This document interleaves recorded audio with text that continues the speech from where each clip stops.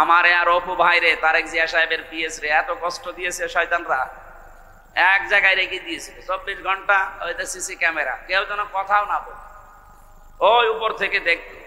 ওনার সাথে লাইন আছে তারেক জিয়ার, আর আমার সাথে আলেমদের, মনে করতো এ খারাপ কাজ করবে, বাইরে এর যোগাযোগ করবে। সব চাইতে বেশি আটক করে রেখেছিল গিয়াসউদ্দিন মামুন ভাইকে, এর উপর আরো অত্যাচার করেছে। আল্লাহ আমাদেরকে যেন এই আয়াতটা এখন আজকে শেষ করতে না পারার কারণে আমি দুঃখ প্রকাশ করছি। আগামীতে আসলে কথা বলবো ইনশাল্লাহ। এই জেলার জন্য দোয়া করছি, বিশেষ করে ম্যাডাম খালেদা জিয়া অসুস্থ, উনি বিদেশে যাবে। জালেমদের জন্য এই কয় বছর যেতে পারে, মিথ্যা একটা মামলা দিয়ে তার জীবনটা শেষ করে দিয়েছে। এখনো পর্যন্ত আপনাদের বগুড়ার সন্তান তারেক জিয়া পর্যন্ত আসতে পারে না দেশে। উনি যেন আবার সহি সালামতে দেশের সন্তান দেশে আসতে পারে, সেই তৌফিক আল্লাহ ফিরিয়ে দেন। তার বাবা শহীদ রাষ্ট্রপতি জিয়াউর রহমানকে আল্লাহ কবরে যেন মাফ করে জান্নাত দিয়ে দেন। আল্লাহর দরবারে শুকরিয়া জানাচ্ছি, যিনি আমাদের বুকের ওপর থেকে একটা জগদ্দল পাথর সরিয়ে দিয়েছেন। এই কণ্ঠ দিয়েছিলেন আল্লাহ তাআলা। খালাকাল ইনসান আল্লামাহুল বায়ান। মানুষ আমি বানিয়েছি, কথা বলা আমি শিখিয়েছি। এই যে কথা বলতে পারি, এটা দুনিয়ার কেউ আমাকে শেখায়নি। কে শিখিয়েছে বলেন তো? বিজ্ঞান জানিয়েছে কথা বলার সময় মানুষের এই কণ্ঠ থেকে 27টা ধাক্কা লাগে, 27টা স্তর পার করার পরে একটা কথা তৈরি হয়। এটা যদি আল্লাহ না করে দিতে, কিয়ামত পর্যন্ত আপনি কথাই বলতে পারতেন না, শুধু গা গো শব্দ হতো।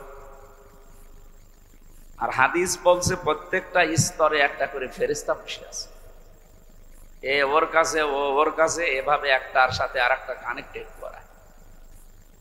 এর হাত থেকে এর হাতে, এর হাতে এর হাতে, এভাবে যেতে যেতে 27 নম্বর জায়গায় যে এই মুখের গর্তের ভেতর দিয়ে আল্লাহ কথাটা বের করে দিয়েছে।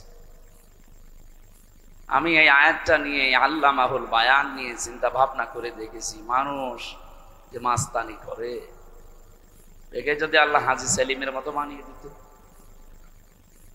কথা বলতে পারে। আদালতে সেদিন দেখলাম শিশুর মতো হাওমাও করে কাঁদতেছে, অথচ এমন কোনো পাপ নেই যে ও করি। সে বড় পাপ বলেন, মাঝারি পাপ বলেন, ছোট পাপ বলেন, দুনিয়ায় এমন কোনো গোনা নেই যে ওর জীবনে নেই। আল্লাহ জবানটা বন্ধ করে দিয়েছে, কথা তো এখন বলতে পারে না। নৌকা বলতে গিয়ে হৌকা বলতে পারে। এই যে বিশাল একটা শাস্তি দিয়ে দিল আল্লাহ। কাইফা তাকফুরুনা বিল্লাহি ওয়া কুনতুম আমওয়াতা। এই আয়াতটা নাজিল হয়েছে সূরা বাকারার 27 নম্বর আয়াতে। আল্লাহ তাআলা বলেন, মানুষ নাফরমানি করে আমার সাথে। কিভাবে করে? এ কি মৃত ছিল না? এ তো অস্তিত্বই ছিল না।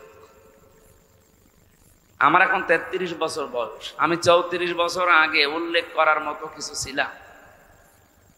কথা বলে না। হামজা এরকম কোন নামে আমি 34 বছর আগে আমার বংশে ছিলাম না।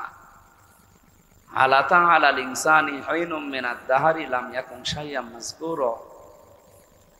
মানুষের জীবনে কি এমন সময় যায়নি যে তখন উল্লেখ করব যে এ রুবে, এ হামজা, এরকম কিছু ছিলই না।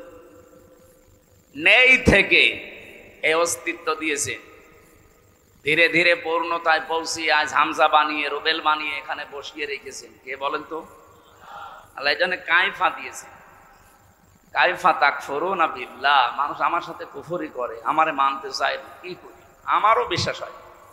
কাইফা শব্দ বালাগাত মানতিকের কায়দায় ব্যবহার করা হয় যখন কোনো কিছু বিশ্বাসে আসে না। বলেন তো, আল্লাহ নিজে বলছেন যে আমারও বিশ্বাস হয় যে ও আমার কথা মানবে না, আমার সাথে নাফরমানি করবে, এটা আমারও বিশ্বাস হয়। কি করে করে? ও তো জমাট বাঁধা একটা রক্ত ছিল, ওখান থেকে আমি পেট থেকে আবর্ষণ করে দিতে পারতাম। আবর্ষণ করে দিতে পারতেন না? আমার মা বাবা কি ওই সময় খুব দোয়া করেছিলেন যে না, এটা যেন কিছু না হয়? কিছুই করেন। ওনারা শুধু বিছানায় ছিল, এতটুকুই শেষ। বাকি যা করার কে করেছে? না, আমাদের যিনি পালিয়ে গেছে উনি করেছে। কিছু করলেই তো উনি করতেন। মা হাতের মোবাইল বলছে, মোবাইল কে দিয়েছে? আমি দিয়েছি। এটা কথা হইল? মোবাইলটা কিনলাম আমার বাবার টাকা দিয়ে, বলছে মোবাইল কে দিয়েছে? আমার মনে হয় কয়েকদিন পরে এই কথা বলতো যে কথা যে বলতে পারছেন কে দিয়েছে? আমি দিয়েছি। এ কথা বলার শক্তি কে দিয়েছে? ওই আল্লাহর জন্য বলেন আলহামদুলিল্লাহ। দরুদ আর সালাম পড়ছে আমাদের নবী, মানবতার মহান বন্ধু মুহাম্মাদুর রাসূলুল্লাহ সাল্লাল্লাহু আলাইহি ওয়াসাল্লামের প্রতি। সবচাইতে বন্ধুত্বের পরিচয় পাওয়া যাবে যেদিন কেউ কারো বন্ধু থাকবে না। ওয়ালা ইয়াসআলু হামিমুন হামিমা ইউবাসসারুনাহুম ইয়াওয়াদ্দুল মুজরিমু লাউ ইয়াফতাদি মিন আযাবি ইয়াউমিযিম বিবানি। সূরা মাআরিজের ভেতরে 11 নম্বর আয়াতে আল্লাহ জানিয়েছেন কিয়ামতের ওই ময়দানে কোন বন্ধু, এই যে হামিম শব্দের শাব্দিক অর্থ অন্তরঙ্গ বন্ধু, এটা আপনার স্ত্রী হতে পারে, আপনার বান্ধবী হতে পারে, এমনকি সবচাইতে বেশি সময় যার সাথে কাটান আপনার ওই বন্ধু হতে পারে। এই বন্ধু কিয়ামতের দিন আপনার কথা জিজ্ঞাসাও করবে না, আর যদি জিজ্ঞাসাও করে আল্লাহ পাকের কাছে মুক্তিপণ হিসাবে আপনাকেও বলবে আল্লাহ এই বন্ধুকেও দিয়ে দিলাম। বলেন নাউজুবিল্লাহ। এই যে কঠিন সালসালা অবস্থা আল্লাহ পয়দা করবেন ওই ময়দানে শেষে, বন্ধু, মা বাবা, স্ত্রী, সন্তান সব কিছু বলবে আমি মুক্তিপণ দিলাম। কি দিলাম? এই যে লাউ ইয়াফতাদি, ফিদিয়া দিলাম, মুক্তিপণ দিয়ে দিলাম। ওয়াসাহিবাতিহি ওয়া আখি, শুধু সন্তান না, আমার স্ত্রী, আমার ভাই ভগ্গর যা আছে সবই দিয়ে দিলাম। ও ফাসিলাতি হিল্লাতি তুবি, আমার জ্ঞাতি গোষ্ঠী যারা আমাকে আশ্রয় দিত, আমার দলের লোক, আমার গ্রামের লোক, আমার বংশের লোক যারা আমাকে আশ্রয় দিত বিপদে পড়লে, আল্লাহ এদেরকেও মুক্তিপণ হিসাবে দিয়ে দিলাম।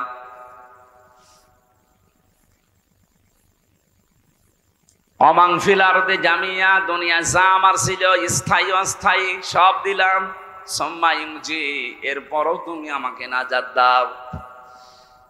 কিয়ামতের এই দৃশ্যটা একটু সামনে নিয়ে এসে দেখেন কত ভয়াবহ।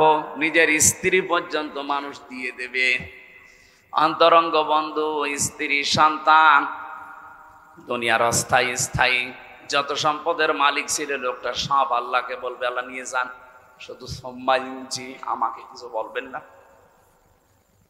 হযরত ঈসা নবীর মতো এত বড় পাওয়ারফুল নবী পর্যন্ত বলবে রব্বুল আলামিন আমার মা মরিয়মের সাথে তোমার যা ভালো লাগে তুমি করো, যে আচরণ তোমার করা লাগে তুমি সব করো, আমার মাকে আমি ছেড়ে দিলাম, কিন্তু আমার কিছু বলবো না। প্রত্যেকটি নবী এই কথা যখন ছড়াচ্ছে, প্রতিটি মানুষ যখন নিজের চিন্তায় আছে আরে ভাই এই দিন আসবে, কিন্তু দুদিন আগে আর দুদিন পরে, নাকি এদিন নেই? অবশ্যই আসবে।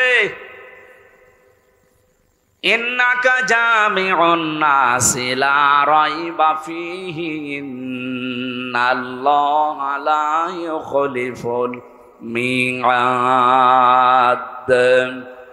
কোরআনে কারীম জানাচ্ছে অবশ্যই মানুষদেরকে এক জায়গায় জমা করা হবে, এ ব্যাপারে কোনো সন্দেহ নেই। লা রাইবা ফী, কোরআনের খাতিরে আল্লাহ যেমন দিয়েছেন যালিকাল কিতাবু লা রাইবা ফী, কোরআনে কোনো সন্দেহ নেই। কিয়ামতের কথা বলার সঙ্গে সঙ্গে আল্লাহ বলেন লা রাইবা ফী, কোরআনে সন্দেহ নেই, কিয়ামতেও, কিয়ামতে কোনো সন্দেহ নেই। আর আল্লাহ যে ওয়াদা দিলেন কোনদিন আল্লাহর এই ওয়াদা তিনি ভঙ্গ করবেন না। তার মানে এদিন আমাদের সকলের সামনে মাস্ট বি, আসবে। দৃশ্যটা আপনি সামনে নিয়ে এসে বলেন তো চোখ বন্ধ করে, এরকম একটা জায়গায় আছেন যেখানে বউ পালিয়ে যাচ্ছে, যেখানে ছেলে মেয়ে পালিয়ে যাচ্ছে, দলের লোক সব পালাচ্ছে আর পালাবে। এটা দুনিয়ার হিসাবে আপনি একটু দেখেন। এখানে আমরা যারা আছি যত বড় মাপের লোক হই, 200 বছর পরে যদি এই নামুজা গ্রামে এসে বলে 2 তালা বাড়ি আমার, ওর দাঁত মুখ খুলে ফেলবে কি? অথচ ওইগুলো সব আত্মীয় স্বজন, মাত্র 200 বছর পার হয়ে গেছে। যদি আপনার ছবিও থাকে 200 বছর পরে যে এইটা আপনার পরদাদার ছবি ছিল, তাও আপনার নাতির নাতির নাতিরা মানবে না, না ও আসলে জমির ভাগ নেবে। এক কথা বলছেন, আপনি এসে দেখেন তো দুনিয়ায় আল্লাহ পাক বলেন এমন একটা কঠিন মুহূর্তে কেউ কখন যারা প্রশ্ন করছে না, কারো সম্পর্কে জিজ্ঞাসাও করছে না, হঠাৎ করে একটা আওয়াজ আসবে, রব্বি হাবেলি ইয়া উম্মতি। হে আল্লাহ, আমি কিন্তু বলি না যে তুমি আমার মাকে বাঁচাও, বাবাকে বাঁচাও, আমার মেয়ে ফাতেমাকে বাঁচাও, হাসান হোসাইনকে বাঁচাও না। তিনি বলবে আল্লাহ আমার উম্মতকে বাঁচাও। সবার নজর ওইদিকে যাবে, কে গো এ কথা বলে এত বড় বিপদে? যার সিগনেচার ছাড়া আপনি জান্নাতের গেটে যেতে পারবেন না, তিনি তাকিয়ে সবাই বলবে কে? আওয়াজ আসবে, আমাকে চিনতে পারো না, আমি তোমাদের এতিম নবী মুহাম্মাদুর রাসূলুল্লাহ। বিশ্ব নবী সুপারিশ করার জন্য সামনে নিয়ে আসবে, এক একজনের হাত ধরে, এইভাবে হাত ধরে নিয়ে আসবে, বলবে আল্লাহ এটার বিচার করেন। বলেন আপনাকে সামনে নিয়ে গেল রুবেল সাহেব, আপনি যা জীবন তৈরি করেছেন, নবীজি যদি আপনার ডান হাত ধরে আল্লাহর সামনে দাঁড় করিয়ে বলে আল্লাহ নিন, এর যে 50 বছরের জীবন দিয়ে দিলাম, কি করেছে জিজ্ঞাসা করেন। এটা ফালতু কথা না, কোরআনের হাদিসে এইভাবে এসেছে। নবীজি নিজে আপনাকে নিয়ে দাঁড় করিয়ে দেবে, এই রুবেল বল তোর 50 বছর কি করে কাটালি? মা তাজালু কদামা বানি আদামা আব্দি ইয়াউমাল কিয়ামাতি হাত্তা ইসআলা আন খামসিন আন উমরিহি ফিমা আফনা। একটা জীবন দিয়েছিলাম 70 বছর 80 বছরের, সত্যি করে বলতো কি করে কাটালি? বগুড়াবাসী আপনারা শিক্ষিত মানুষ, রংপুরের মতো মফিজ না আপনারা, রাজশাহী বিভাগের মানুষ, জ্ঞানী মানুষ। বাংলাদেশে যত বিভাগ আছে সব চাইতে বেশি বিচক্ষণ জ্ঞানী মানুষ রাজশাহী বিভাগে বাস করে। আপনি নিজে এবার বলেন তো, আল্লাহু আকবার না বলে নিজে বলেন, যা করেছেন এই 50 বছরে আপনি দাঁড়িয়ে আল্লাহর সামনে, বিচারকের সামনে হয়তো উল্টা পাল্টা কথা বলে এদিকে ওদিকে করা যায়, এমন বিচারক আপনার চোখের পলক বোঝে, কোন নিয়তে চোখের পলক মেরেছিলেন এইটাও তার কাছে ধরা পড়ে যায়। কথা বলেন ঠিক কিনা? এরকম একজন বিচারপতির সামনে দাঁড়িয়ে নিজের জীবনের হিসাব দেওয়া লাগবে, তাও 2 দিন 5 দিন 10 দিন না, পুরা 50 বছরের। মাঝে মাঝে আমার মনে হয় আল্লাহ, আমার 33 বছরের জীবনে যদি তোমার সামনে দাঁড়িয়ে বলো হামজা চা 2024 সালের অক্টোবর মাসের 31 তারিখ পর্যন্ত তোরে মাফ করে দিলাম, শুধু নভেম্বর মাসের 1 থেকে 17, এই 17 দিনের হিসাব দিয়ে তুই জান্নাতে চলে যা। আমার যা কাজ কারবার, আমার যা আমল আখলাক, আমার এই 17 দিনের হিসাব দেওয়া সম্ভব না। আপনারা পারবেন? হ্যাঁ, আল্লাহু আকবার যে বললেন, না জ্ঞানী মানুষ আপনারা, হিসাব বোঝে।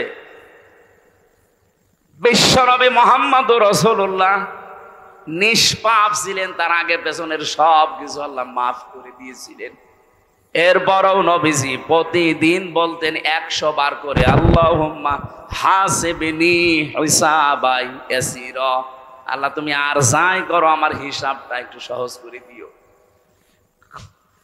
সত্যি আল্লাহ যদি কাউকে হিসাব নেয়, পুরা জীবনের নেওয়া লাগবে না, একদিনের হিসাবও আপনি সঠিকভাবে দিতে পারবেন না। আল্লাহ যদি কাউকে মাফ করতে চায়, সবার সামনে এভাবে বিচার করবে না, পর্দা নিয়ে নেবে, রুবেলকে ডাক দিয়ে পর্দা দিয়ে ঘিরে নেবে, আল্লাহ নিজের সামনে দাঁড় করিয়ে বলবে, ওই এগুলো করেছিলি। ওর তো জবাব দেওয়া ছাড়া উপায় নেই, কারণ আগে পরের সব কথা আমার আল্লাহ আগে জানেন। মাথা নিচু করে যখন বলবে, হ্যাঁ আমার ভুল হয়ে গেছে, আমি হাদিসে পড়েছি আল্লাহ পাক বলেন ওই সময় যেই বলবে আমার ভুল হয়ে গেছে, আমার বিশাল রহমতের দরিয়ার ভেতরে জোশ পয়দা হবে, ওর চোখের দিকে কাকুতির মিনতির দিকে তাকিয়ে বলবো, যা তোরে মাফ করে দিই। আল্লাহ যেন এইটা আমাদের সবার জীবন করে দেন, বলেন আমিন। খলিফাতুল মুসলিমিন হযরত ওমর, তিনি ইন্তেকালের 12 বছর পর তার সন্তান আব্দুল্লাহর সাথে একবার স্বপ্নে দেখা হয়েছিল। তিনি দেখলেন সুন্দর পোশাক পরে সাদা নদী থেকে আসতেছে, ডাক দিয়ে বললেন, বাবা কোথায় ছিলেন এতদিন? কতদিন দেখিনি। হযরত ওমর বলেন, সন্তান আজ 12টা বছর দুনিয়ার জীবন আমি ছেড়ে দিয়েছি, আল্লাহ পাকের সামনে দাঁড়িয়ে আমার জীবনের হিসাব দিচ্ছিলাম। আমি যে 26 বছর বয়সে মুসলমান হয়েছি, এর পরবর্তী যেই কয়দিন দুনিয়ায় ছিলাম এই কয় বছরের হিসাব। আমার আগেরটা তো আল্লাহ কালেমা পড়ার পরে মাফ করে দিয়েছে, 1 থেকে 26 বছর পর্যন্ত আল্লাহ আমার হিসাব নেয়নি। কারণ কোন মানুষ যখন মুসলমান হয় পেছনের অপরাধ আল্লাহ সব মাফ করে দেয়। সবগুলো মাফ ছিল আমার, শুধু 26 থেকে যেই কয় বছর হয় এই কয়টা বছরের জন্য 12টা বছর আল্লাহ হিসাব নিচ্ছিলেন। শেষ পর্যন্ত আমার দিকে তাকিয়ে বলছে যা করে মাফ করে দিলাম। এখন এই যে জান্নাতের নহর থেকে গোসল করে এই যে সাদা পোশাক, এটা জান্নাতের পোশাক, এটা পরে আমি জান্নাতের দিকে যাচ্ছি। ও বগুড়াবাসী, যারে আল্লাহ জান্নাতের সার্টিফিকেট দুনিয়ায় পাঠিয়েছিলেন হযরত ওমরের, যিনি নবীজির পাশে কিয়ামত পর্যন্ত থাকবেন, তার 2 জন শ্বশুর আসে পাশাপাশি, আবু বকর, ওমর। এই যে আকাশের তারকা দেখতে পান রাতের বেলা, হয়তো 1-2 করে একদিন গণনা করলে শেষ হয়ে যেতে পারে। হযরত ওমর মুসলমান হওয়ার পরে জীবনে যত নেকির কাজ করেছিলেন, কেউ যদি ওমরের নেকি গণনা করে কোনোদিন শেষ হবে না। এত বড় পাওয়ারফুল মানুষ, এ মানুষের যদি 12 বছর লাগে তারপর আল্লাহ মাফ করে দিয়েছে, আমাদের কয় বছর লাগতে পারে? হিসাব এটা কঠিন বিষয়। বিশ্ব নবী মুহাম্মদুর রাসূলুল্লাহ হঠাৎ আওয়াজ দিয়ে যখন উম্মতকে হাতে করে নিয়ে যাবেন, আল্লাহ পাক মাফ করতে চাইলে তো ঢেকে নেবেন, যদি অপমান করতে চান তখন সবার সামনে দাঁড় করিয়ে ওর জীবনের যে অপরাধ ওইটা চেহারার ভেতরে ফুটিয়ে তুলবেন। ইউরাফুল মুজরিমুনা বিসিমাহুম ফায়ুখাযু বিন নাওয়াসি ওয়াল আকদাম। দুনিয়ার বিচারকদের আর আল্লাহর বিচার আকাশ পাতাল পার্থক্য। এরা সাক্ষী ছাড়া বিচারের রায় দিতে পারে না। আর আল্লাহ পাক বলেন যত সাক্ষী দরকার সব তোর চেহারার ভেতরে ফুটিয়ে তুলবো। কেউ যদি জেনা করে, জেনাকারের এই জায়গায় লেখা থাকবে জেনা এদেশে নেই। কি আছে আমরা তো দেখতে পাই। এটা যেহেতু গ্রাম অঞ্চল, এই নামোজা এলাকা, বহু মানুষ আছে যে 1 বিঘা জমি নেয় 50-60 হাজার করে টাকা দেয়। যতদিন জমি করে খাবে ততদিন উনি টাকা ফেরত দেবে না। এটা কি নাম? কি এগ্রিমেন্ট, বন্ধকি যাই বলেন, এটা সুদ হচ্ছে। এটা মায়ের সাথে জেনা করার গুনাহ হচ্ছে। সত্যি কি এলাকায় আছে? না ভাই, এটা আপনি না খেয়ে থাকেন, মরে যান, কিন্তু এই মায়ের সাথে জেনা করা যাবে না। আপনার কি বিশ্বাস হচ্ছে না? হাদিস। আপনি যদি এই গুনাহ থেকে বেঁচে থাকতে চান 2টা পদ্ধতি আজকে থেকে মানবেন।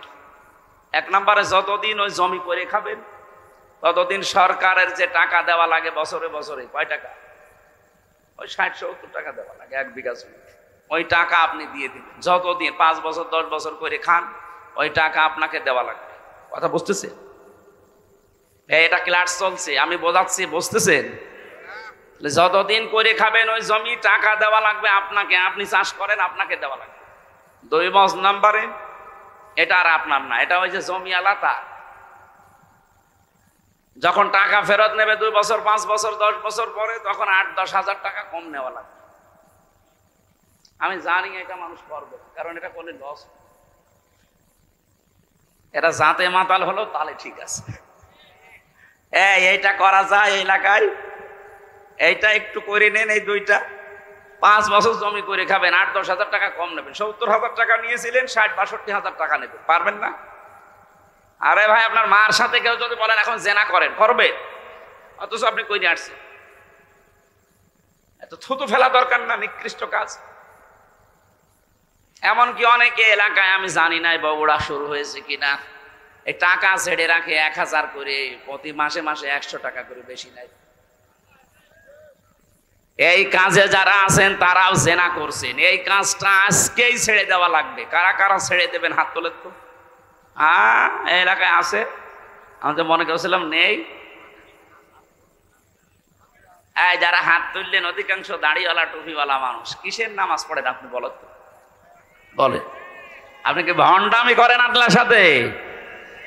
ইয়ার কি জায়গা পান না? এই লোকটা দাড়ি নেই তাও তো হাত তোলে না। আর আমরা কোথায় পৌঁছিয়েছি? না, এই গোনা বাদ দেওয়া লাগবে। আমি ঠাট্টা করার জন্য, ইয়ারকি মারার জন্য বলছি না। যারা এরকম অপরাধে আছেন, সে যেই হোক, আজকে এখান থেকে তাওবা করে বাড়ি যাবেন না। আমি 1000 টাকা দিয়েছি ওরে বিপদের জন্য, আমি 1000 নেব, 1100 টাকা আমি নেব না। এটা পারা যাবে নাকি মাহফিল পর্যন্ত শেষ? আলহামদুলিল্লাহ, এই মাহফিল যদি সাকসেস হয় তবে এই গোনাটা ছাড়ার কারণে হবে।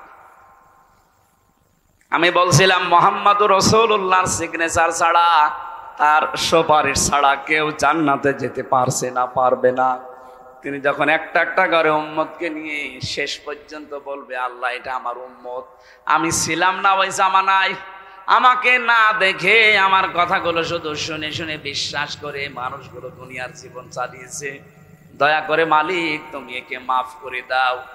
নবীজি যেন ওই সময় আমি হামজা এবং আমাদের জন্য একটু সুপারিশ করেন, বলেন আমিন। কোরআনে কারিমের 6666টি আয়াতের মাত্র একটা আয়াতের 4 ভাগের 1 ভাগ পড়েছি। সূরা আলে ইমরানের 200টা আয়াত আছে, মাত্র একটা আয়াত 14 নাম্বার, তার ভেতরে 2টা শব্দ পড়েছি। এতটুকু বিষয়ের উপর আমরা তাফসীর আকারে কথা বলবো। আজকে রাতে আছে নাকি? এখানে রাতেও আছে। মাগরিবের পরে হয়তো আলোচক আসবে, আমরা মাগরিবের আযান পর্যন্ত করে এখানে নামাজ পড়ে তারপর বিদায়। জবান খুলে শয়তানের আশপাশে যেন আর জায়গা না হয়, বলেন আউযু বিল্লাহি মিনাশ শাইতান।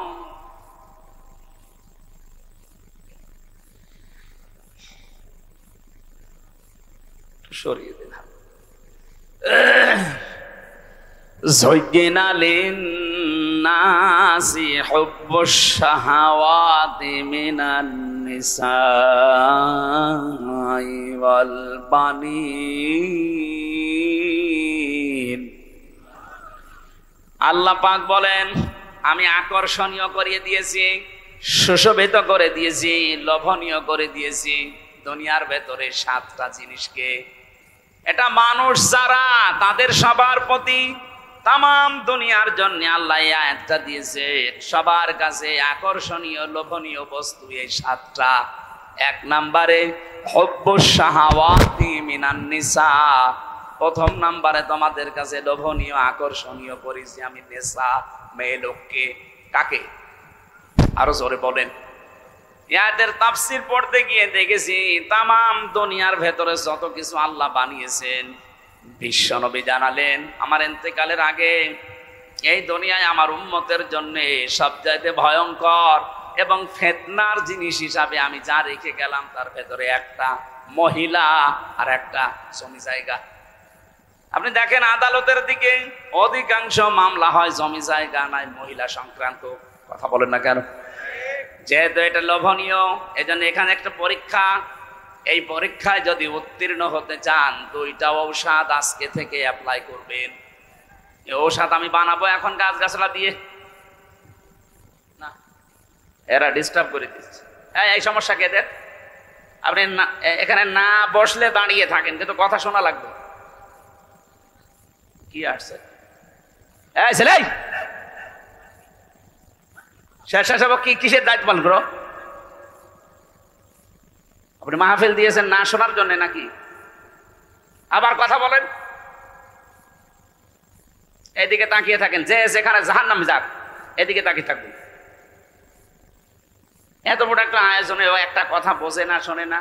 কে কি দেখতে এসেছেন? বান্ধবী দেখতে এসেছেন?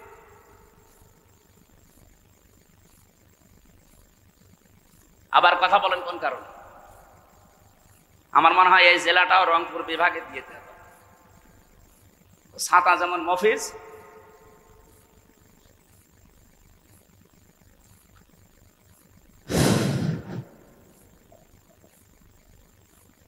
প্রথম কথা বলছিলাম বিশ্বনবী মুহাম্মদুর রাসূলুল্লাহ জানিয়েছেন 2টা ঔষধ যদি তোমরা দুনিয়াতে খেতে পারো, অ্যাপ্লাই করতে পারো, দুনিয়ার জীবনে সেট করতে পারো, তাহলে এই ফিতনা, এই যে লোভনীয়, এইটা থেকে বেঁচে থাকতে পারবা।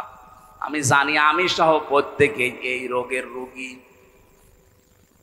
এই যে মেয়ে লোক দিয়ে আমার আল্লাহ হাজার হাজার মানুষকে আজ পরীক্ষায় ফেলে রেখেছেন। আর মেয়ে লোকের যে ষড়যন্ত্র এটা কোরআনে উল্লেখ আছে, ইন্না কাইদাকুন্না আযীম।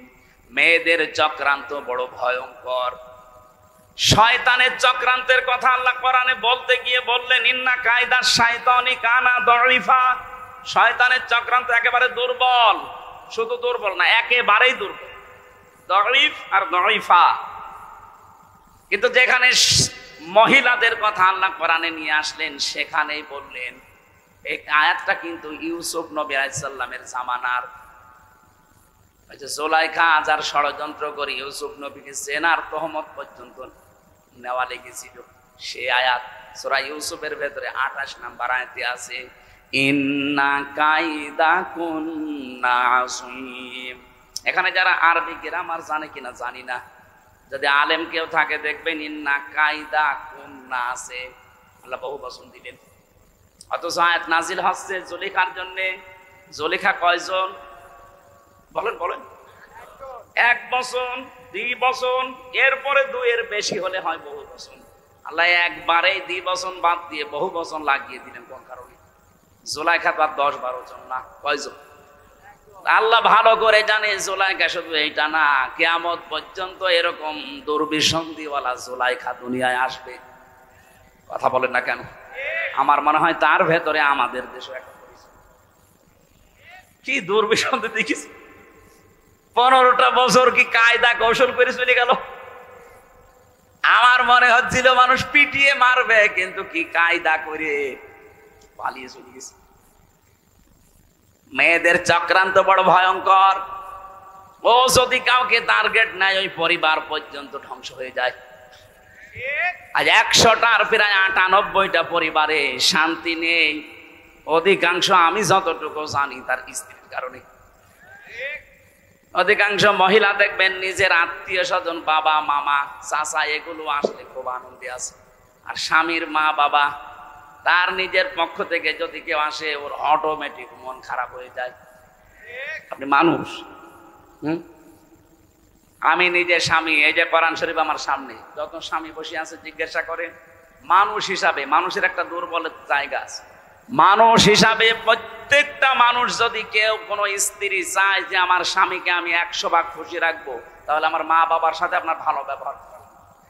তাছাড়া জীবনও আপনি আমার মন পাবেন না। উপরে উপরে হয়তো আপনাকে সংসার করার জন্য সোনা মতো বিভিন্ন জিনিস বলা লাগে, তো মন পাবেন না যদি আমার মা বাবা আপনার মা বাবার মতো সম্মান না পায়। এই কথা বলছেন না কেন? যারা স্বামী আছে, এটা মনে হচ্ছে না 100টার 98টা ওইটা চাচ্ছে না। এই জন্যই তো পরিবারে শান্তি। নারী নির্যাতন কিছু হলে আগে মামলা হয়ে যায়, আর পুরুষ নির্যাতন হচ্ছে আমরা মরিয়ে যাচ্ছি, কোনো মামলা নেই। আমার মনে হয় এই আইন পাশ করা দরকার সামনে। পুরুষ নির্যাতনেরও আইন আছে। কত মানুষ আমরা রোগী হয়ে গেছি, কিছু বলতে পারছি না। তাই বিশ্বনবী জানিয়েছেন, 4টা গুণ যাই মহিলার ভেতরে পাওয়া যাবে, ওই মহিলাকে আল্লাহ জান্নাতের 8টা দরজা খুলে রাখবে। সেখানে নামাজের কথা নেই, রোজার কথা নেই। আপনি দেখেন, আমি বলছি একটা একটা করে। ইদা নাজারা ইলাইহা সাররাতুহু, বিশ্বনবী বলেন যে মহিলার দিকে তার স্বামী বাইরের কর্মজীবন শেষ করে বাড়িতে আসার পরে স্বামীকে সে আনন্দ চিত্রে অভ্যর্থনা জানাবে। অভ্যর্থনা জানানোর দরকার, তোর মুখের ভেতরে তাকানো যায়।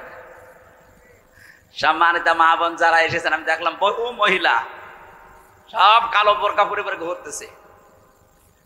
শুধু নামাজ পড়া আর রোজা করা, কালো বোরকা পরে ঘুরলেই আপনি মনে করছেন আপনি জান্নাতি। কখনো না। স্বামী যখন বাইরে থেকে আসবে, হ্যাঁ, অনেকে মনে করছে আমার স্বামী নেই, তাহলে আমার প্রেমিকা না, ওইটা আবার বাদ। আপনার ভালোবাসা তৈরি হবে বিয়ের পর। কখন? কেন এটা বললাম বলেন? বিয়ের আগে ভালোবাসা করা জায়েজ নেই কেন? আমার 7টা কারণ আছে তাফসীরের ভেতরে। 1 নম্বরে হযরত আদম আলাইহিস সালাম, তাকে আল্লাহ যখন জান্নাতের বিশাল নিয়ামতের ভেতরে নিমজ্জিত রেখেছেন, তার কিচ্ছু ভাল লাগছিল না। এত নিয়ামত, কিন্তু না, চোখ বন্ধ হয়ে গেছে, ঘুম এসে গেছে। ঘুম থেকে উঠে দেখছে একটা মহিলা পাশে। তিনি তাকালেন এবং ধরতে গেলেন, কারণ এমন সুন্দর করে আল্লাহ তাকে বানিয়েছিলেন। তামাম দুনিয়ায় 4 জন মহিলার চেহারা আল্লাহ নিজের কুদরতি হাতে সবচাইতে সুন্দর করে বানিয়েছে। ইউসুফ নবীকে দেখলে মানুষের ক্ষুধা মিটে যেত, আমাদের মুহাম্মদুর রাসূলুল্লাহকে দেখলে মানুষের শরীরের ব্যথা পর্যন্ত দূর হয়ে যেত, এমন চেহারা আল্লাহ দিয়েছে। পুরুষের ভেতরে 200 আর মেয়েদের ভেতরে 1 নম্বরে বিশ্ব সুন্দরী ছিল আমাদের আদি মাতা হযরতে হাওয়া আলাইহিস সালাম। 2 নম্বরে যে মহিলার নাম বললাম জুলাইখা, এইটা ছিল খুব সুন্দর ছিল। 3 নম্বরে হযরত ইব্রাহিম নবীর বড় স্ত্রী সারা রাদিয়াল্লাহু তাআলা আনহা। 4 নম্বরে মুহাম্মদুর রাসূলুল্লাহ ছোট মেয়ে হযরতে ফাতেমাতুজ জোহরা রাদিয়াল্লাহু তাআলা আনহা। তাহলে 1 নম্বরে যিনি আছেন কেমন সুন্দর করে বানিয়েছে বলে। হযরতে আদম ঘুম থেকে উঠেই তাকালেন এবং ধরতে গেলেন। আল্লাহ বলেন তাকানো যাবে না, ধরা যাবে। হযরতে আদম ওই সময় বলেছিলেন মাবুদ তাকানো যাবে, ধরাও যাবে, সেই বুদ্ধি দেন। বুদ্ধি আছে, বিয়ে করা লাগবে, আমি রাজি আছি।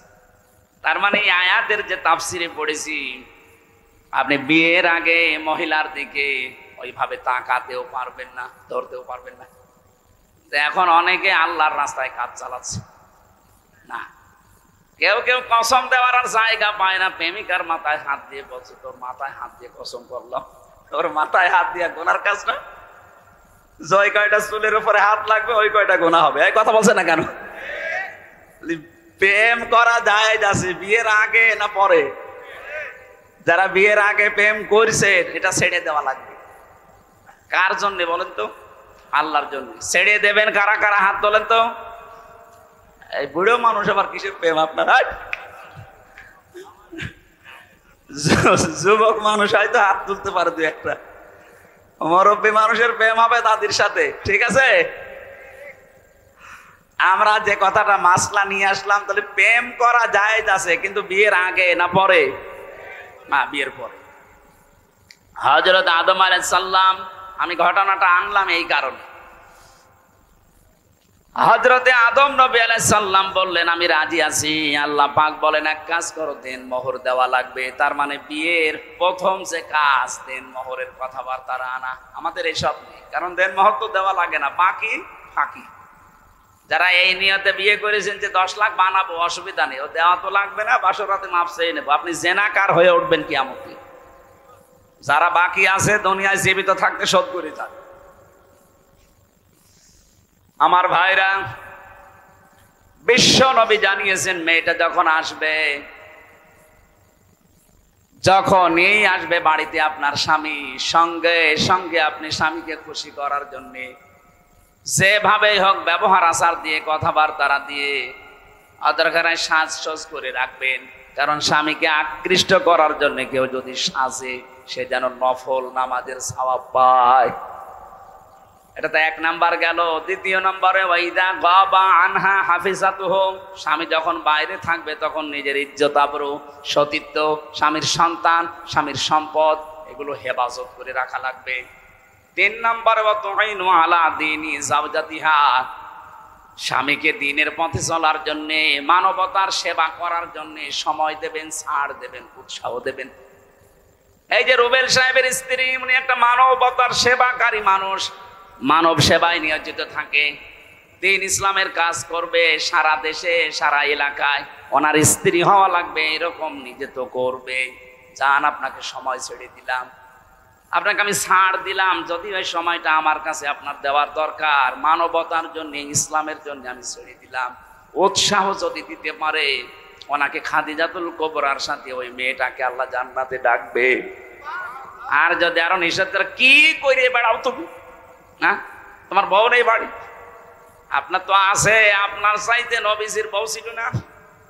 হযরতে খাদিজাতুল কুবরা সারাটা জীবন তিনি দেখতেন স্বামী যতদিন বাড়িতে না আসে মানবতার কাজ, ইসলামের কাজ প্রচার করা, দিন কায়েম করা, এই কাজের জন্য বাইরে থাকা লাগে। যখনই বাড়িতে আসতেন দেখতেন হযরতে খাদিজা জানালার সাথে, দরজার সাথে পিঠ লাগিয়ে দাঁড়িয়ে ঘুমিয়ে আছে। আমাদের মেয়েরা বউরাও ঘুমিয়ে থাকে, তবে সিরিয়াল দেখার জন্য। এই কথা বলেন না। আপনি যদি সত্যি স্বামী মানব দরদি, মানবতার কাজে বাইরে আছে, ইসলামের কাজে, দ্বীনের কাজে হয়তো সাহায্যের জন্য বাইরে গেছে, যত রাত আসে না তত রাত পর্যন্ত যদি আশায় থাকেন, আপনি খাদিজার মতো সওয়াব পাবেন। 4 নাম্বারটাই কঠিন। 4 নাম্বারটা কি? বিশ্বনবী জানিয়েছেন স্বামী যেটা পছন্দ করে ওটা যদি জায়েজ হয়, জীবন থাকতে তোমাকে ওটা মেনে নেওয়া লাগবে। এই কথা বুঝতেছি? আমি তো নিজে বললাম, আমি নিজে স্বামী। যত স্বামী এখানে আছে প্রত্যেকটি স্বামীর পক্ষ থেকে আমি বলছি, মা বোনেরা, আমরা স্বামীরা পছন্দ করি সত্যি আল্লাহর কসম যে বিয়ের পরে যেন আমার মা বাবা আমার সাথে থাকে। আমি খেয়ে থাকি না খেয়ে থাকি, থাকবে তারা। কথা বলছে না কেন? কিন্তু আপনি চান না। আপনার কারণে আজ মা বাবাকে হয়তো আলাদা করে দেওয়া লাগে, নাই বাইরে পাঠিয়ে দেওয়া লাগে, নাই বৃদ্ধাশ্রমে দেওয়া লাগে।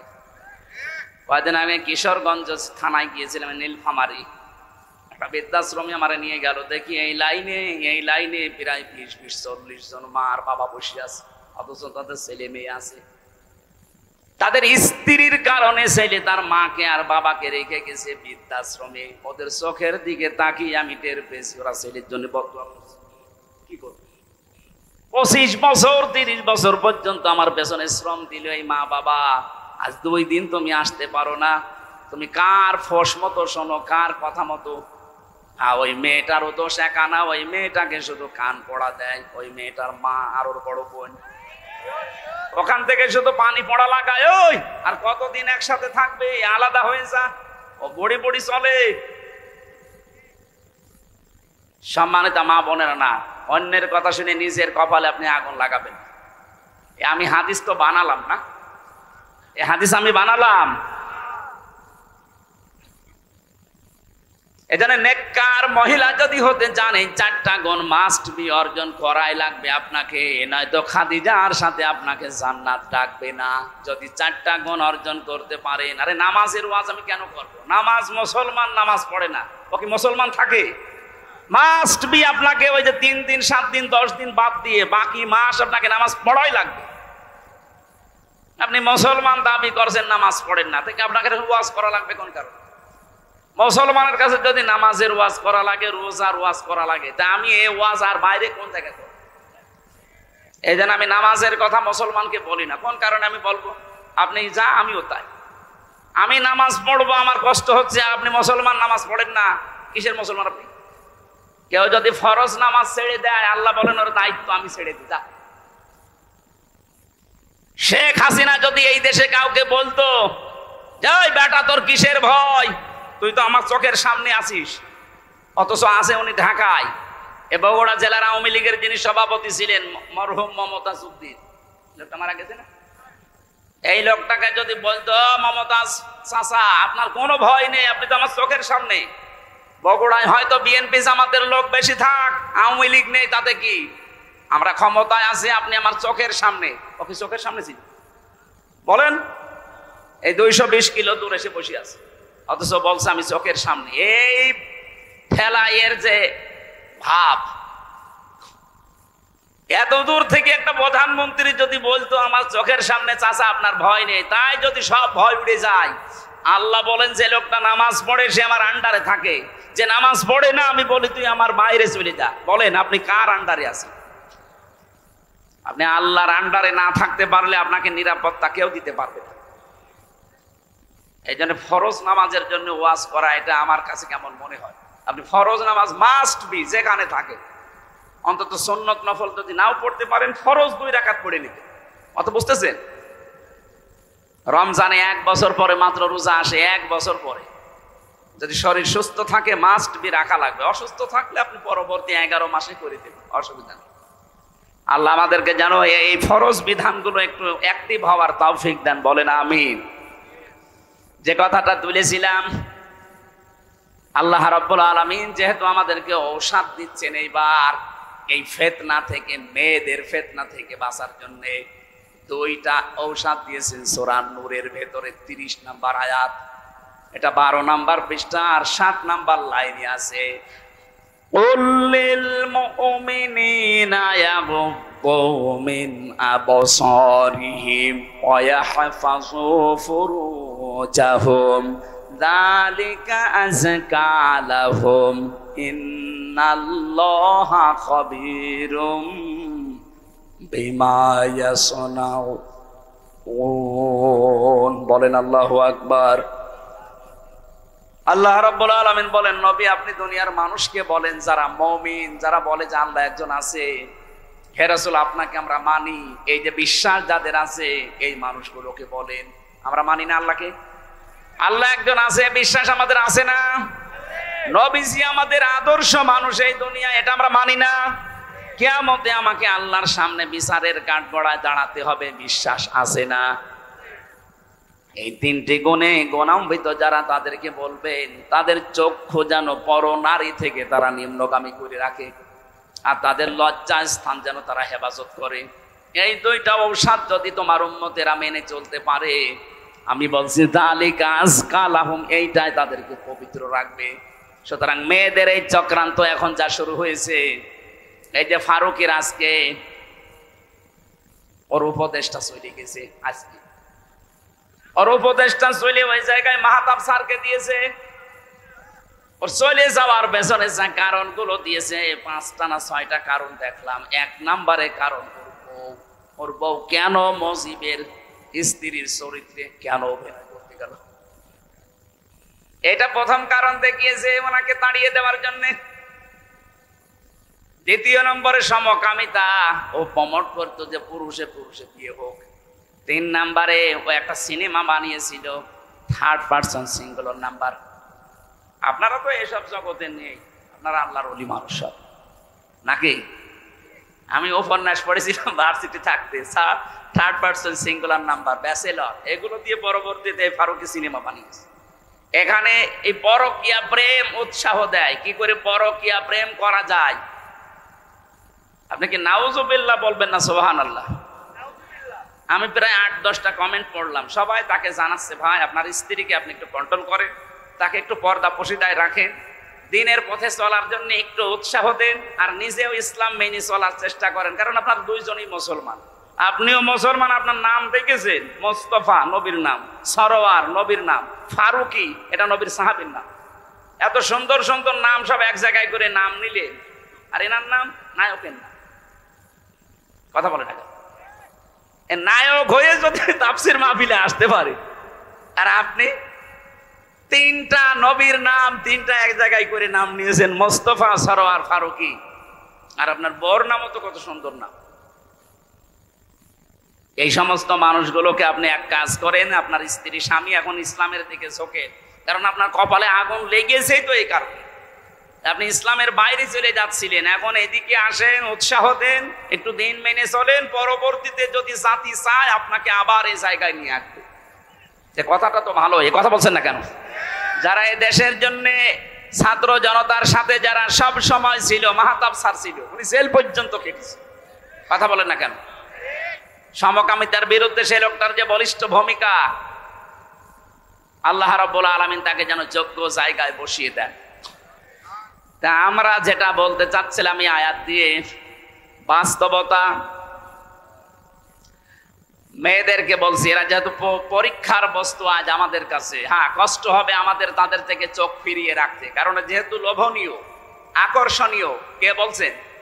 আল্লাহ বলছেন যুজ্জিনা লিন্নাস, মানুষের জন্য আমি আকর্ষণীয় করিয়ে দিয়েছি, মরা মানুষ না, লিন্নাস জীবিত মানুষ, এদের কাছে এই 7টা জিনিস খুব আকর্ষণীয়, দেখলে মন চাইবে, সে যে বয়সের লোকই হোক। যেহেতু এই আকর্ষণ আল্লাহ তৈরি করে দিয়েছে, আবার ছেদও করে দিয়েছে আল্লাহ, যে সাবধান এখানে কিন্তু পরীক্ষা। এজন্য আমাদের সামনে পরীক্ষাটা থাকবে, এই পরীক্ষার ঔষধ এই 2টা, চক্ষু নিম্নগামী করা লাগবে, মন চাইলেও নিম্নগামী করা লাগবে। 2 নম্বরে লজ্জা স্থানটা হেফাজত করা লাগবে। আজ এইটা ঠিক নেই, যেখানে সেখানে ব্যবহার হচ্ছে, কথা বলেন না কেন? আমি নিচে নামতে পারলাম না, তাই কত জায়গায় আপনি ব্যবহার করছেন। এই 2টা ঔষধ যদি ঠিক মতো সর্বোচ্চ 15 দিন আপনি একেবারে কন্ট্রোল হয়ে থাকেন, একটা অজানা সুখ, এটার বাংলা নাম অনির্বচন সুখ, আপনাকে আল্লাহ দান করবে। এর বাচ্চারা যখন ছোট ছোট, ওই যে পাখির বাচ্চা, মুরগির বাচ্চা যখন মায়ের পাখার নিচে আসে, মা পাখাটা এভাবে শার্ট করার পরে ডাউন করে দেয়, দেখেছেন না? এভাবে একেবারে সোজা করে দেয়, প্রথমে সোজা করার পরে ডাউন করে, ওর নিচে বাচ্চারা যায়, একটা আওয়াজ দেয় কিচির মিচির, এটাকে বাংলায় বলে অনির্বচন সুখ। আপনি আজকে থেকে এই মহিলা দেখলে যেগুলো দেখা জায়েজ নেই, শুধুমাত্র সামনাসামনি না, মোবাইলে, কম্পিউটারে, টিভির পর্দায়, যাদের যেটা দেখলে নিজে নিজে আনন্দ লাগে আর অন্য কেউ দেখলে লজ্জা পান, এটা এখনই ডিলিট করে দিন, দেন এখনই ডিলিট করে দিন। এরকম ভিডিও যদি থাকে যে নিজে দেখলে খুব ভালো লাগছে, অন্য কেউ দেখলে আপনি লজ্জা পান, এটা কবিরা গুনাহ। এই মুহূর্তেই ডিলিট করে এই আমল শুরু করা লাগবে। পারবেন না? কারা কারা ডিলিট করবেন হাত তোলেন তো, তোলেন হাত। কয়েকজন শুধু উল্টাপাল্টা জিনিস দেখে, আর বাকিগুলো আলহামদুলিল্লাহ ভালো আছে। ঠিক আছে, আপনারা ডিলিট করে দেবেন। যারা হাত তুলেছিলেন অন্তত ডিলিট করে বাড়ি যাবেন। 2 নম্বরে লজ্জা স্থানটা হেফাজত করে রাখবেন, নিজের জায়েজ স্ত্রী ছাড়া আর স্ত্রী নিজের জায়েজ স্বামী ছাড়া অন্য কোনো জায়গায় যেন ব্যবহার না হয়। আজ হাজারো স্ত্রী স্বামী শুধু বাড়ি থেকে বাইরে চলে যায়, ওরা মনে হচ্ছে আল্লাহ রাস্তায় দিন পায়। কথা বলছেন এখন? আল্লাহ মেয়েদের থেকে এই পরীক্ষায় আমাদের উত্তীর্ণ হওয়ার তৌফিক দিন। 2 নম্বর বাণীর সন্তান, এটার প্রতি আকর্ষণ। আমারে আর অপু ভাইরে তারেক জিয়া সাহেবের পিএস রে এত কষ্ট দিয়েছে শয়তানরা, এক জায়গায় রেখে দিয়েছিল 24 ঘন্টা ওইটা সিসি ক্যামেরা, কেউ যেন কথাও না বলে, ওই উপর থেকে দেখতো। ওনার সাথে লাইন আছে তারেক জিয়ার আর আমার সাথে আলেমদের, মনে করতো এ খারাপ কাজ করবে, বাইরে এর যোগাযোগ করবে। সবচাইতে বেশি আটক করে রেখেছিল গিয়াসউদ্দিন মামুন ভাইকে, এর উপর আরো অত্যাচার করেছে। আল্লাহ আমাদেরকে যেন এই আয়াতটা এখন আজকে শেষ করতে না পারার কারণে আমি দুঃখ প্রকাশ করছি। আগামীতে আসলে কথা বলবো ইনশাল্লাহ। এই জেলার জন্য দোয়া করছি, বিশেষ করে ম্যাডাম খালেদা জিয়া অসুস্থ, উনি বিদেশে যাবে। জালেমদের জন্য এই কয় বছর যেতে পারে, মিথ্যা একটা মামলা দিয়ে তার জীবনটা শেষ করে দিয়েছে। এখনো পর্যন্ত আপনাদের বগুড়ার সন্তান তারেক জিয়া পর্যন্ত আসতে পারে না দেশে। উনি যেন আবার সহি সালামতে দেশের সন্তান দেশে আসতে পারে, সেই তৌফিক আল্লাহ ফিরিয়ে দেন। তার বাবা শহীদ রাষ্ট্রপতি জিয়াউর রহমানকে আল্লাহ কবরে যেন মাফ করে জান্নাত দিয়ে দেন। আর লিখিত বই আছে, এই গাড়িতে যাওয়ার সময় শিক্ষিত মানুষরা নিয়ে যাবেন। লা ইলাহা ইল্লা আনতা সুবহানাকা ইন্নী কুনতু মিনাজ জালিমিন রাব্বিরহামহুমা কামা রাব্বায়ানি সাগীরা। আল্লাহ তাআলা কোরআনে কারীম থেকে কথা বলতে গিয়ে দেখলাম চাতক পাখির মতো শুনছে। আমি যদি এখনো 1 ঘন্টা চালাতাম কোনো মানুষ চলে যেত না। কোরআন শোনার জন্য এই বগুড়ার মানুষগুলো এত পাগল, এদেরকে তুমি ওমরের মতো মাফ করে দাও। আজকের আলোচনার সওয়াবগুলো তুমি নবীজির রওজায় পৌঁছিয়ে দাও। যত মানুষ কবরে আছে আল্লাহ তুমি মেহেরবানি করে তাদের ক্ষমা করো। 2024 সালে যারা শহীদ হয়ে গেল মানবতার জন্য, এই দেশের জন্য, আল্লাহ তাআলা শহীদ আবু সাঈদ সহ যত মানুষ, যত ভাই বোনেরা জীবন দিয়েছে তাদেরকে তুমি শাহাদতের মর্যাদা দাও। যারা অসুস্থ হয়ে পড়ে আছে হাসপাতালে শেফায়ে কামিলা আজেলা নসিব করো। এ বগুড়া আসলেই মনে পড়ে শহীদ জিয়াউর রহমানের কথা। আল্লাহ তুমি তাকে শহীদ হিসাবে কবুল করে নাও। তাকে তো অন্যায়ভাবে মেরে ফেলা হয়েছে। তোমার নবী জানিয়েছে কাউকে যদি অন্যায়ভাবে হত্যা করা হয় তাকে শহীদের মর্যাদা দেওয়া হয়। আল্লাহ তাকে শাহাদতের মর্যাদা দিয়ে দাও। তার ছোট সন্তানটাও দুনিয়ায় নেই, তাকেও তুমি মাফ করে দাও। তার স্ত্রী অসুস্থ আছে, আল্লাহ শেফায়ে কামিলা আজেলা নসিব করো। তার সন্তান বড়টা এখনো বাইরে আছে সহি সালামতে। আল্লাহ তাআলা বগুড়ার সন্তান বগুড়ায় আবার ফেরত দিয়ে দাও। যত মানুষ এই দেশ থেকে বিদায় নিয়েছে ইসলামের জন্য, দ্বীনের জন্য, রব্বুল আলামিন শহীদ মতিয়ার রহমান নিজামের কথা মনে পড়ে। তার সঙ্গে সাথে যত মানুষ কোরআনের জন্য, ইসলামের জন্য, ইমানের উপরে টিকে থাকতে গিয়ে জীবনটা দিয়ে গেল, তাদেরকেও তুমি শাহাদত মঞ্জুর করো। মা বোনদেরকে তুমি পর্দায় থাকার তৌফিক দাও। আগামীতে এই অনুষ্ঠানটা কোরআনের প্রচারের জন্য আরো বিশাল আকারে কবুল করো। এলাকায় যত মানুষ মাটির নিচে আছে এই কোরআনের ইজ্জতে জান্নাতুল ফেরদাউস বানিয়ে দাও। জালেমের এই জেলখানায় 3টা বছরে আমার শরীরটা অসুস্থ হয়ে গেছে, আল্লাহ তুমি আগের অবস্থায় স্বাভাবিক অবস্থায় আবার ফিরিয়ে দাও। মাওলানা আব্দুল বারী রশিদি ভাইয়ের আমন্ত্রণে এসেছি, আল্লাহ তুমি তাকে কবুল করো। বারাকাল্লাহু লানা ওয়া লাকুম ফিল কোরআনিল আযীম। যখন এই মরণ আসবে যেন পড়ি লা ইলাহা ইল্লাল্লাহু মুহাম্মাদুর রাসূলুল্লাহ।